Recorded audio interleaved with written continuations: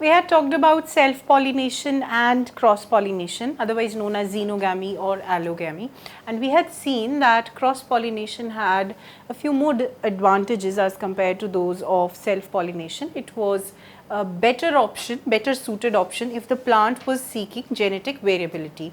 So, the plant in itself has developed certain mechanisms, or you see various methods in which there is a complete possibility that self-fertilization or self-pollination is being avoided, and instead the plant prefers cross-pollination. So, the next topic we have, that what are the different contrivances which ensure that cross-pollination takes place within the plant, inside the flower. So, the first one is the condition where the plant shows dichotomy, or we say that the plant is showing unisexual flowers. That is, within the plant you are going to find either the flower will have the male part or either the flower is going to have female part. Both androecium and gynoecium would not be present within the same flower. I repeat, we are not considering the entire plant, we are considering a single flower. The plant may have many flowers on it, but within a flower either it would be a male flower or it would be a female flower,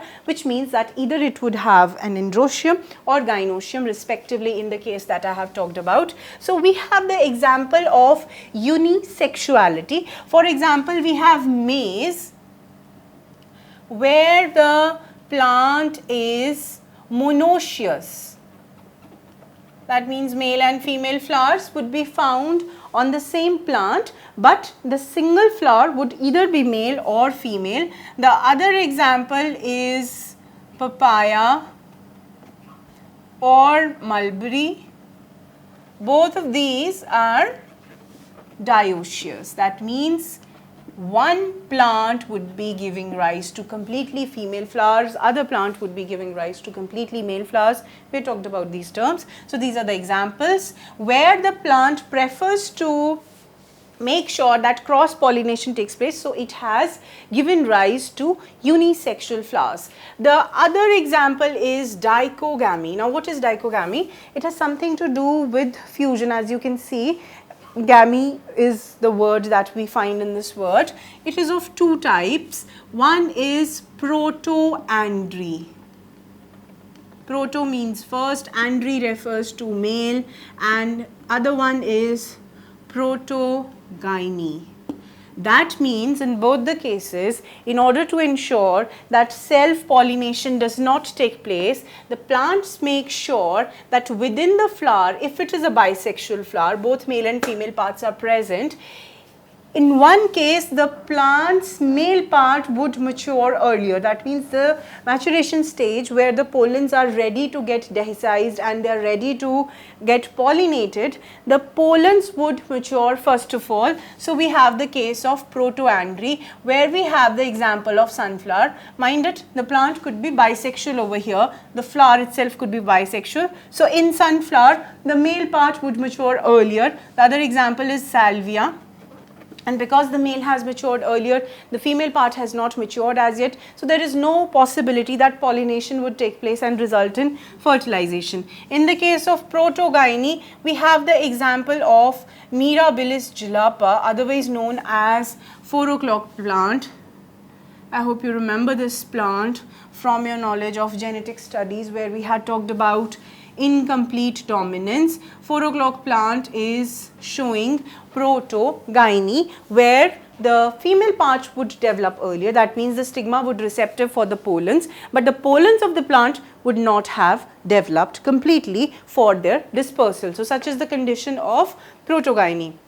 Then there is a condition known as prepotency. Prepotency is also something like this, that the male plant or the male flower, if the plant is unisexual or it is bisexual, it would develop earlier. So, both of these, dichogamy and prepotency, show a condition where the male part or the flower or the female part is not receptive for those gametophytes which are coming from the same plant. It is not receptive for that. Okay.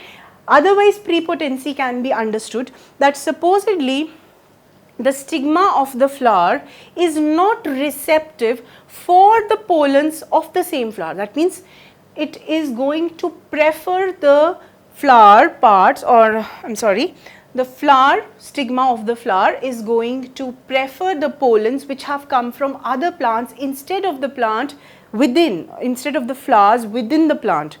I would explain it in a way because I'm fumbling a bit.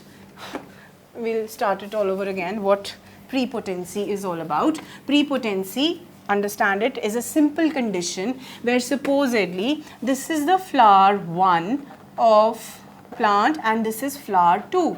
Now this flower 2 is supposedly the male flower, so the pollens would come and fall over the stigma. Now the stigma over here is not receptive for flower 2 pollens. Why it is not receptive? Not completely non-receptive, but it is less receptive. What it prefers, that from plant 2, instead of the plant itself on which it lies, not this plant, the other plant which has different flower, when it comes over here, it is more receptive for that pollen. So that is prepotency, another contrivance for preventing the cross pollination.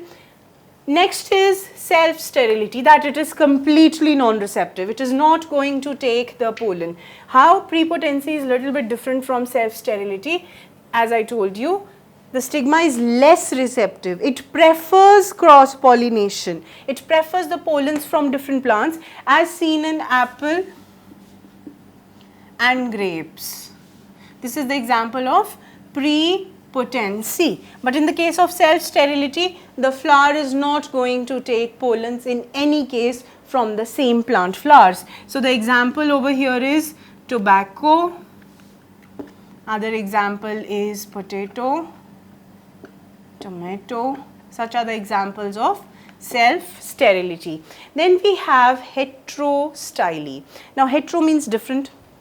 Here the reference is to style. Now here we have that the height of style varies. That means both the stamen and the style are not at equal heights. Okay?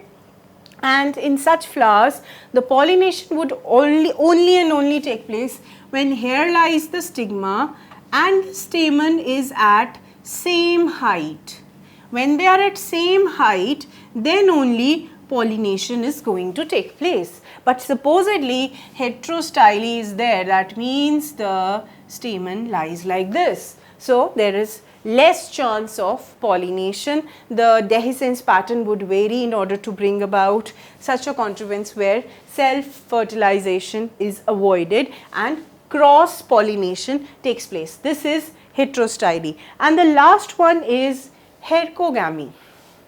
Kagami is a condition where we have mechanical barriers. Okay, we find mechanical barriers within the flower in order to avoid self-pollination. Okay, the example is calotropis. Many orchids, you know, orchids are located in bunches, so they prefer this Kagami. That beautiful shape of orchid petals is the mechanical contrivance that they have adopted in order to avoid cross pollination. Now supposedly you have a petal in between. Supposedly there is a female part, that is the gynoecium, and you have petals in between. So the anther and the female part are not in contact. So that is certainly a mechanical barrier that the plant has provided within its flower in order to avoid cross pollination. So these are the various contrivances which ensure that cross pollination takes place and self pollination is avoided, so that the plant can experience a lot of genetic variability that comes in its stride as a result of cross pollination.